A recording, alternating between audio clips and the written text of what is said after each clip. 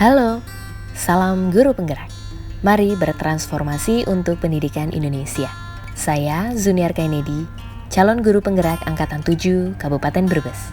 Saya akan mempresentasikan infografis yang sudah saya buat untuk memaparkan koneksi antar materi atau simpulan dan juga refleksi modul 1.1.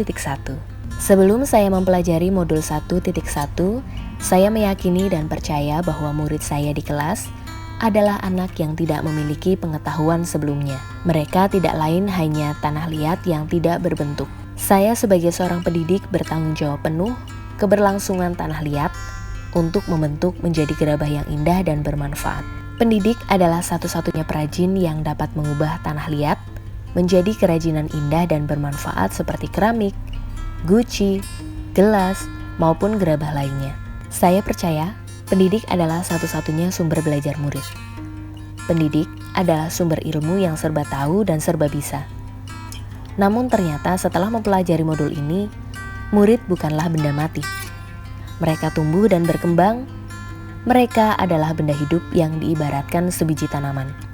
Biji tanaman yang memerlukan lahan dan perlakuan baik, sehingga ia bisa tumbuh menjadi tanaman yang baik dan unggul. Biji tanaman yang ditanam, dirawat, dan diperlakukan baik akan tumbuh menjadi tanaman yang unggul. Begitu sebaliknya, jika biji tanaman kualitas unggul namun tidak mendapatkan perawatan dan perlakuan yang baik, maka akan tumbuh menjadi tanaman yang kurang baik pula. Pendidik diibaratkan seorang petani yang bertugas merawat dan memperlakukan biji tanaman dengan baik. Petani hanya menyediakan lahan yang baik, yaitu kelas dan sekolah untuk mereka tumbuh sebaik mungkin dengan konsep merawatnya. Ingarso sung tulodo, ing madyo mangun karso, dan tutwuri handayani. Ingarso sung tulodo, saya mengartikan pendidik menjadi tuntunan, yaitu merawat biji tanaman dengan budi pekerti yang baik.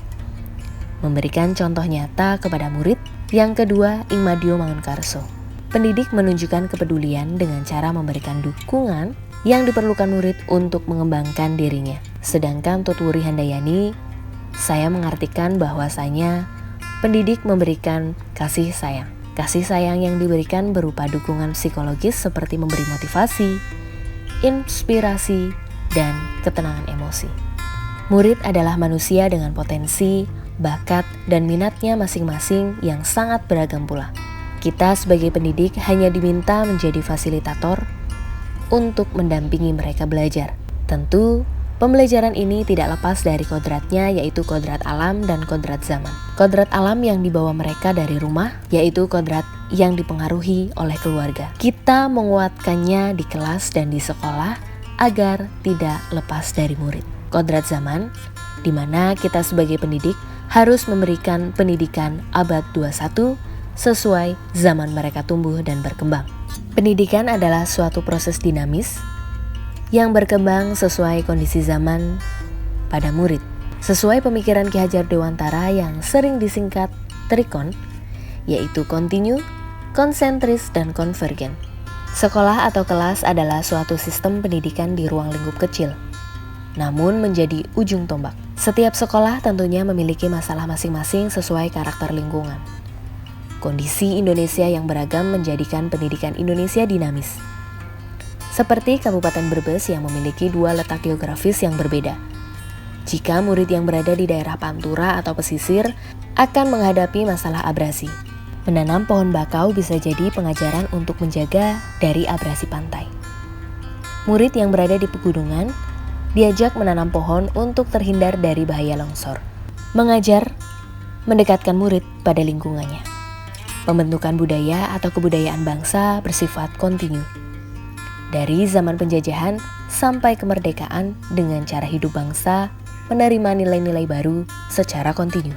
Brebes memiliki warisan nyadran di mana dalam budaya ini memiliki nilai yang relevan menjadi penguatan karakter murid sebagai individu sekaligus sebagai anggota masyarakat yang ditunjukkan pada filosofi nyadran, yaitu nilai santun dan silaturahmi. Pada pelaksanaan nyadran, dapat menumbuhkan nilai kesantunan dan dapat melatih murid untuk berkomunikasi dengan orang lain sebagai wadah melatih murid untuk menerapkan pendidikan abad 21, communication.